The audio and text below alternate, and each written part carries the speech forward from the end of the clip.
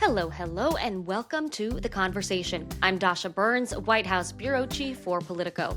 And every week on this show, I invite some of the most compelling and sometimes unexpected power players in Washington and beyond in for a chat to find out how they're navigating and shaping this incredible era of American politics. And wow, it's been a week. The U.S. is still absorbed by the death of Charlie Kirk, and President Trump enjoys his second state visit to the UK. Israel launched a full offensive on Gaza City, and the Fed decided to cut interest rates for the first time this year. In the midst of all of that, we here at Politico hosted an AI and tech summit, and I recorded a special live taping of this week's show at that event. I was joined by Senior Policy Advisor for AI, Sriram Krishnan. Krishnan is a venture capitalist who once served as general partner at Andreessen Horowitz. We discussed everything from what it takes to win the AI race, what that even means, and how AI will be harnessed, regulated, and contested in the years ahead. Now, this administration is having a lot of impact across different policy areas, but AI is one of those mysterious, futuristic things that's actually, in the not-so-distant future, going to have a big impact on all of us, and this administration is being pretty aggressive about its policy measures here. So I've been wanting to talk to someone who is working on this issue with the administration for a very long time. Here's my conversation with Sriram Krishnan. Sriram Krishnan, thank you so much for joining the conversation and for doing it here at our Tech Summit with a live audience. This is going to be fun. Thank you for having me, and it's been looking forward to this.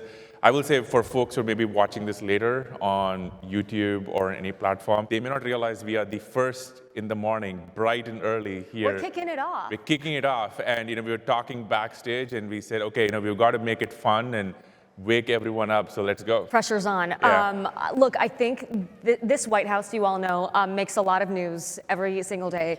One of the areas, though, where there could be some of the most lasting impact is in AI, and that is your domain. I'm going to give a little bit of your resume here because you are the Senior Policy Advisor for AI. You work with David Sachs, the AI czar, but you're a venture capitalist, you're a podcaster, you're a product manager, an author. You've had stints at Microsoft, Twitter, Yahoo, Facebook, Snap. There was a time when it would be pretty shocking that someone with your resume would end up in a government job. What do you think it says about this administration and this president that you are sitting where you are? Thank you, by the way. I did not pay her to list out the resume, but thank you for that. But you are right. I think, sadly, there has not been a lot of people from the business world. I come from the world of Silicon Valley, as is obvious, but there's been not a lot of people from the business world in DC, in these government roles. And my story, by the way, is I had really no policy or political aspirations. I was in the world of venture. I was deeply investing in technology.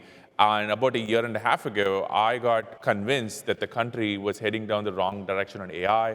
I thought we were in a precarious position when it came to all things China and what we're doing on AI policy, which we will get into. And after the election, when David Sachs got named the AI czar, he gives me a call and he says, listen, I would love for you to join the administration. And for me, it was a unique opportunity just because I knew this administration was very aligned with my values and I think with what I felt like we should be doing with AI in this country. And you are right. I think a couple of weeks ago, we saw this dinner with the president, right? There have been so many people from the world of technology and business now as a part of the administration. Me and David, I think we're known. Look at Joe Gebbia, one of the founders of Airbnb, built one of the most iconic companies of our time, now Chief Design Officer of the United States, right? Trying to redesign experiences that are going to touch hundreds of millions of Americans. I think that is a testament to the president. I think that is a testament to the people he has brought in, that he's able to pull people from industry into here. I think one of the fundamental debates in AI right now, and I think a lot of our conversations today will get into this, is this contradiction, this sort of clash between doomers and accelerationists. And neither camp, I think, really loves those descriptors, but I'm curious how you approach that debate, the doom and gloom on AI versus the sort of utopian vision of AI in this role. Good question, but I want to do something. We want to make this interactive, okay? So let's wake everybody up. So for people in the audience, I have a question. How many of you have used a AI tool of any kind, ChatGPT, Grok, Gemini, doesn't matter, in the last 24 hours? Show of hands. There we go. Okay, curious. How many of you use? I'm raising my hand for those who are listening. So I think that, we have a very AI native crowd here. So that's fantastic. But I think that shows you something. Everybody in the audience pretty much put up their hands. So look, we are neither doomers nor accelerationists. I think David would say that we are realists.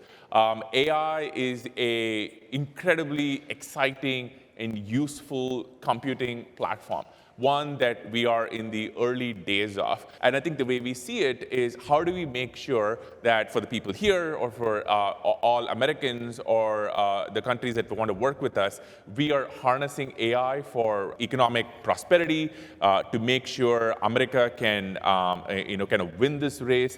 And obviously, look, there are definitely some risks, and we're going to try and make sure those risks are mitigated in any which way possible. But I think the biggest difference between us and the Biden administration is that we see AI through the lens of optimism rather than fear. So when I see this show of hands, I go like, wow, okay, that is awesome. We have Americans using AI, as opposed to, okay, I'm really scared about everybody here using AI. Well, okay, let me ask a question of the audience then, yeah, too. Let's get everyone involved here. Let's get them their money's worth. How many of you are also a little concerned about AI? I mean, I think we've all, I'll ask you to raise your hands in a minute, but I think we've all seen, the science fiction movies and where the machines take over and are smarter than us and like either enslave us or try to destroy us. Like, how many of you are concerned about that kind of future?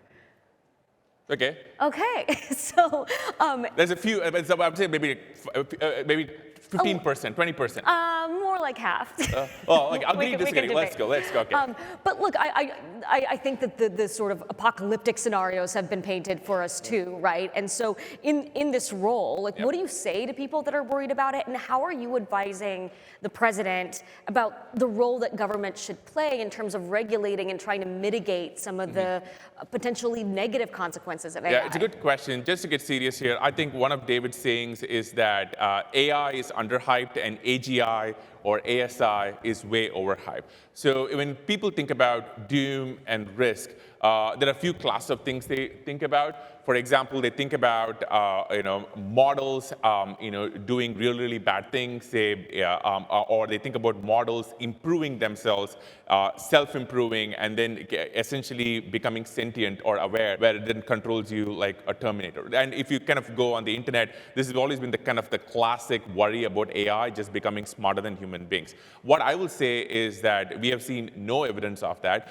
Have models become more useful in the last 2-3 years? Absolutely. Think about ChatGPT showing up 3 years ago versus now. Models have absolutely become a lot more useful, but there are absolutely no signs that we are on this recursive path where one model rules us all. In fact, if you look at the world right now of AI, there are multiple competitors, which I think is very healthy, and all of these models are within striking distance of each other. I'm sure every 2 months, all of you are very active. You're going to see one model company come out with the launch, maybe Gemini comes out of the launch, and OpenAI comes out of the launch, and they leapfrog each other. And so we're seeing this very healthy competitive dynamic. So for us, I think what is important is we are in an existential race with China.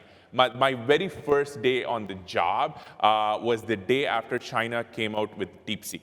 And just kind of play back here, before that happened, there was kind of this thinking from the old administration that China can never build leading edge models and we can control AI here in the United States. Well, it turns out it's wrong. They came out with DeepSeek, and it was really a Sputnik moment where we realized that we are in a race where we need to make sure American AI, our stack, our chips, our models are the ones that we use and the world uses, and not Chinese models or Chinese chips. What we have done over the last 7 months is come out with a plan, the AI Action Plan. And I think the core of it is 3 quick things. One, let's make sure we build our infrastructure. Build, baby, build is what we tell people, which means data centers, energy. Let's make sure we can build these models. Second, we want innovation. we have the leading models right now, but it's a small lead. Let's make sure our model companies have the capacity and the resources and can actually go keep that edge ahead. And finally, let's make sure the world is using our stack. I grew up in the 90s, and the world used Windows and Intel technology, right? And it would be very scary where if we wound up in a world where people are using Chinese models and Chinese technology. So what we see is like, let's make sure our allies and the world over is using the American AI stack. And one final thought, I love everyone put up their hands. I want to make sure around the world, if people are putting up their hands and saying, I used an AI yesterday, it is on an American model, running on an American chip. I think you're painting a good picture of what my next question was going to be, which is, what does it mean if we win the AI race? So let me ask you the flip side. What do you think things would look like? What would be the consequence of us losing the AI race to, say, China? Yeah, so you use the word race, and I think we use it a lot, and people sometimes ask me this question, what does winning the AI race mean? Very simple. It's market share. What do we measure AI on? It's tokens, tokens inference. If there is a token inference around the world, I want it to be on an American model, and I want it to be on American chips. And I think losing would mean that one of the biggest, most exciting computation platforms of our time is driven by a model from a country, halfway across the world, which could be at the heart of critical infrastructure, which does not share our values, and then, both our companies and our allies are building on top of. Now, we're not going to let that happen, and I think what we have done with the AI action plan and what we have done with, say, the AI acceleration partnerships the president has struck in the Middle East is all about ensuring the dominance of the American AI stack. He did also recently allow the sale of microchips from companies like NVIDIA to China in exchange for a cut of the money.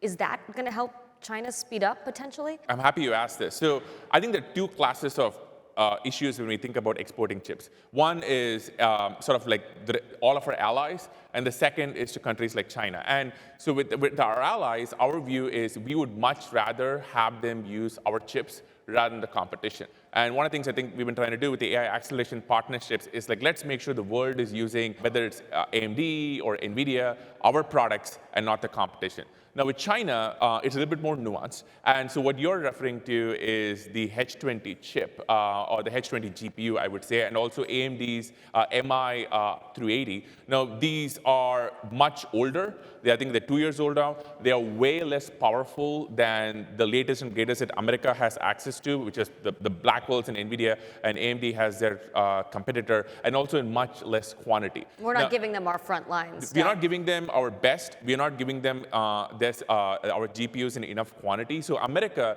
is going to have an insurmountable lead in both having the best and also having these superclusters at scale. So for example, Elon talked about how he's going to have 1 million Blackwells by early next year. He already has 500,000. Just Elon, just one of our companies alone. So America alone is going to retain the capacity to build these superclusters. But why do we want to export these GPUs to China? It's very simple. We want to make sure that our ecosystem has market share. And if Huawei gets market share, that means revenue, that means usage, it makes their chips better, it makes them set up to start exporting to other countries. So for the average American who doesn't really care about market share, they're thinking about their day-to-day lives and putting food on the table, I think much more realistic than the sort of AI machines enslave us scenario is the real question about jobs. I don't think there's a way to talk about AI without talking about the prospect of massive unemployment. AI pioneer Geoffrey Hinton said what's actually going to happen is rich people are going to use AI to replace workers. It's going to create massive unemployment, a huge rise in profits. It'll make a few people much richer and most people poorer. It's not AI's fault, it's the capitalist system. What is your take on that? First of all, I think you missed the second part of Hinton's quote over there, where he said the answer is communism. And so I think a few people here might disagree with him on that. But look, the vice president... well, Sam Altman talked about a universal basic income to mitigate for this.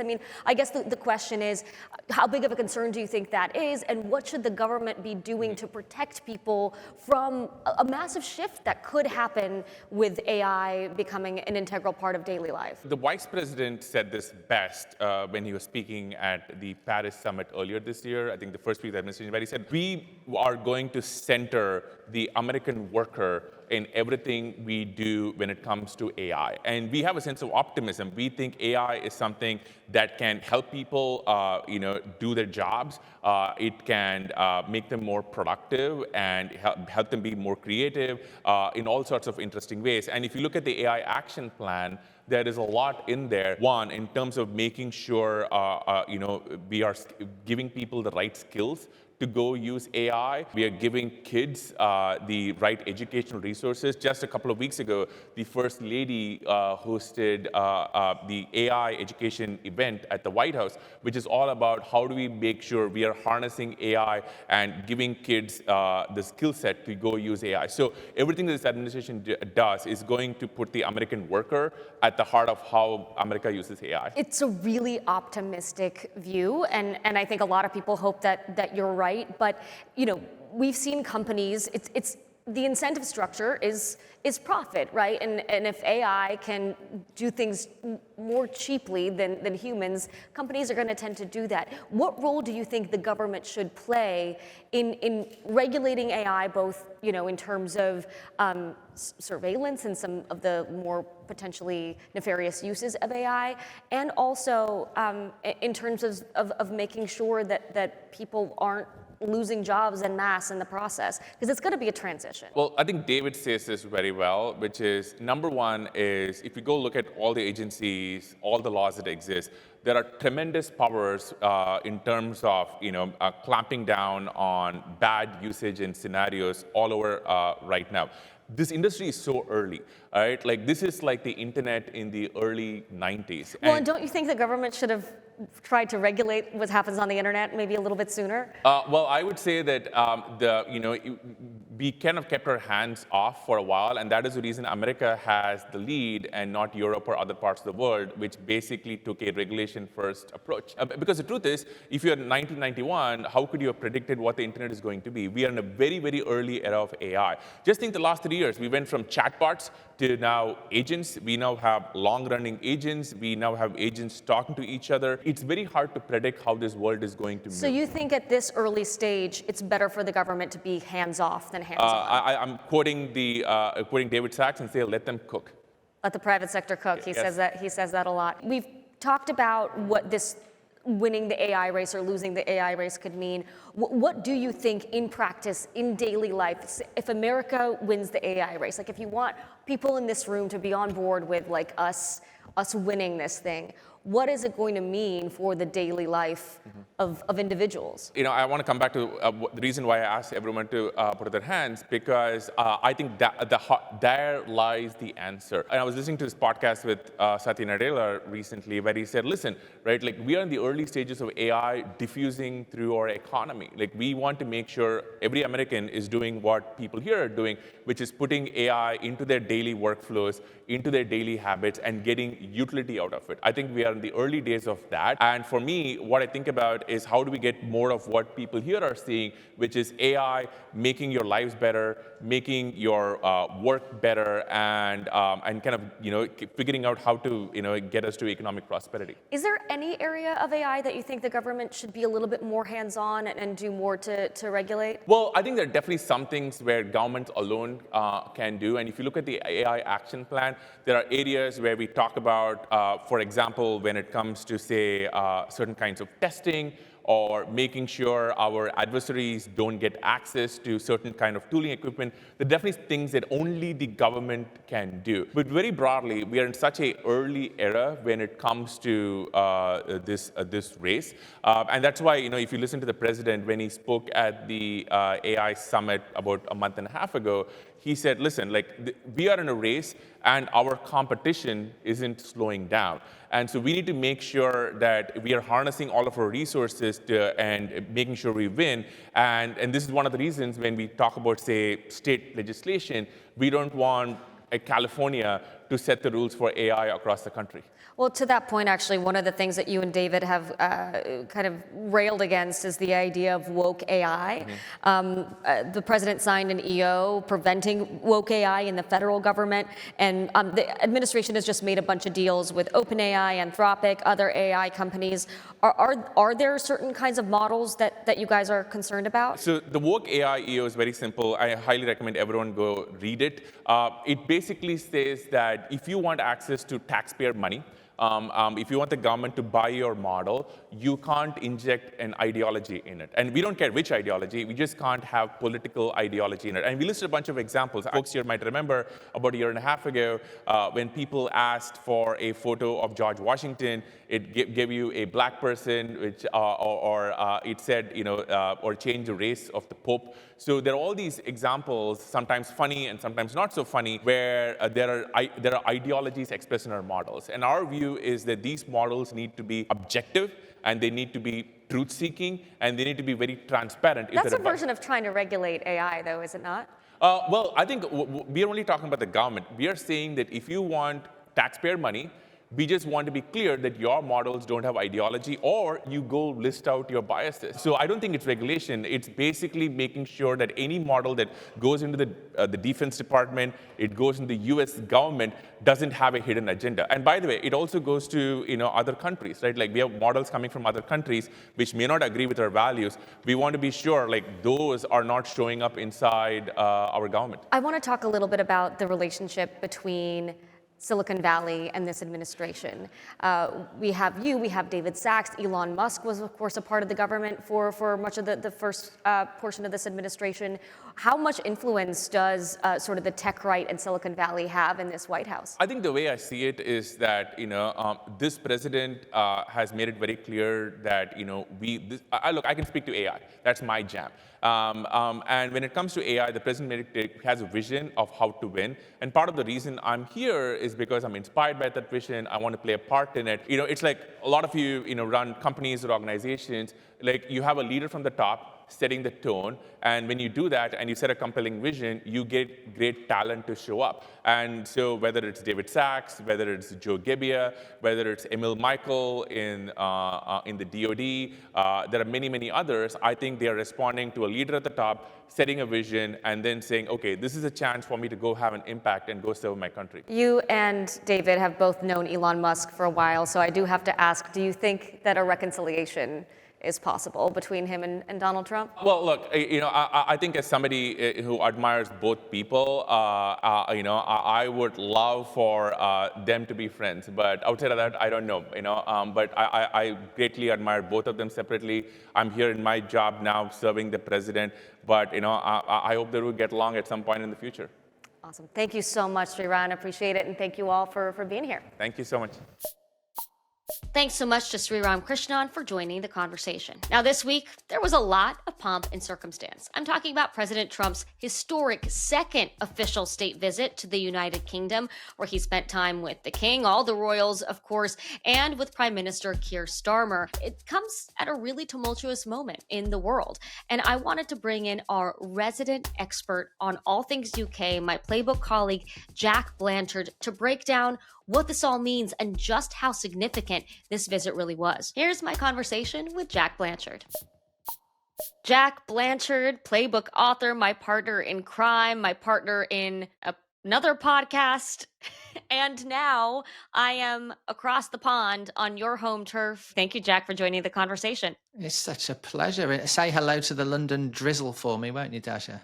All right, I want the Jack Blanchard brain dump on all things UK that our listeners might not be as familiar with, especially the context of what is going on in British politics in this moment. Yeah, so Britain had a major change election last year when Keir Starmer, the Prime Minister, came in with an absolute landslide victory. And it's all gone pretty disastrously for him since then.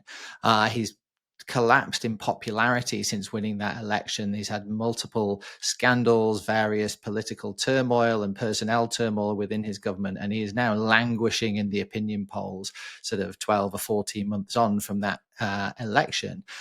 This state visit from Donald Trump came at a particularly difficult time for Starmer. He's lost three of his closest allies just in the last week or so. The visit of any US president is obviously a very big deal in the UK.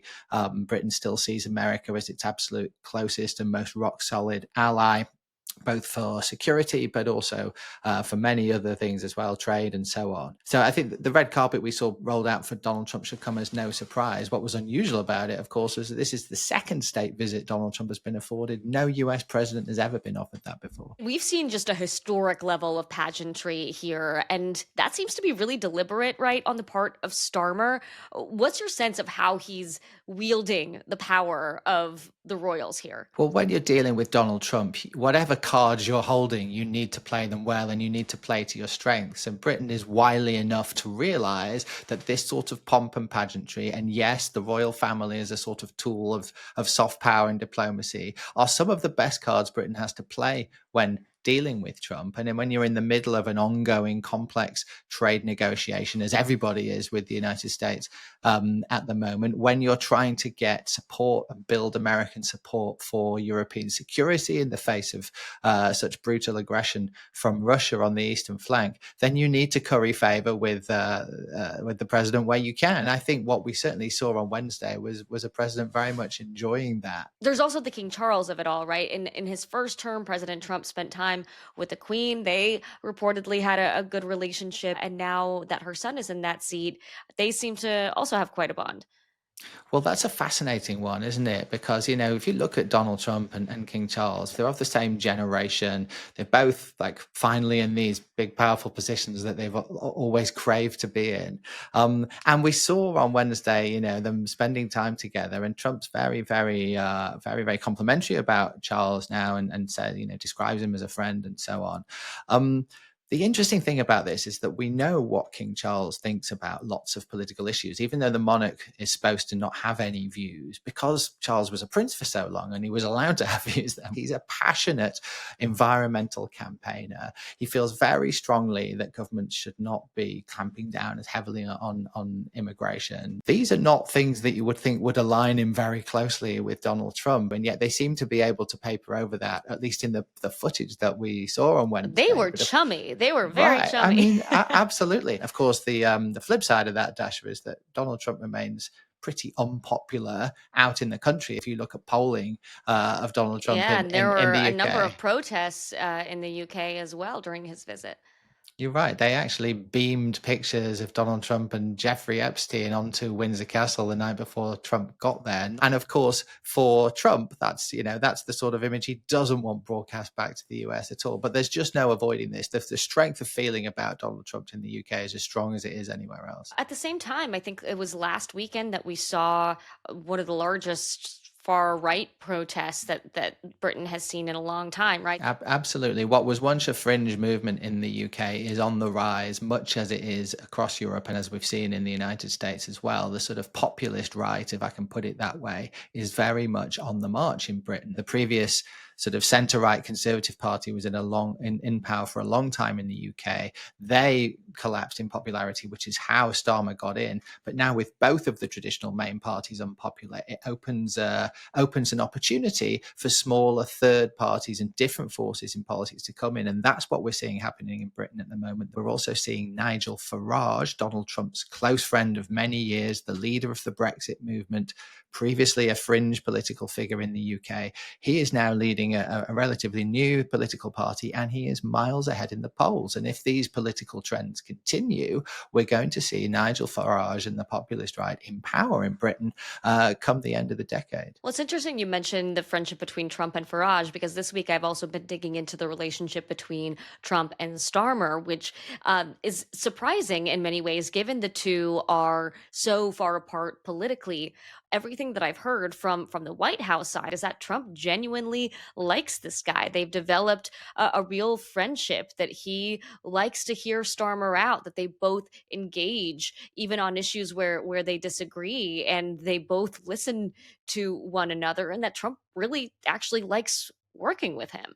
I'm curious what you hear from the British side on this. Absolutely the same. And this has been one of the most surprising things about UK-US relations this year. Keir Starmer has a reputation as a rather sort of stiff, managerial, technocratic, institutionalist sort of leader. He's very much of the centre left.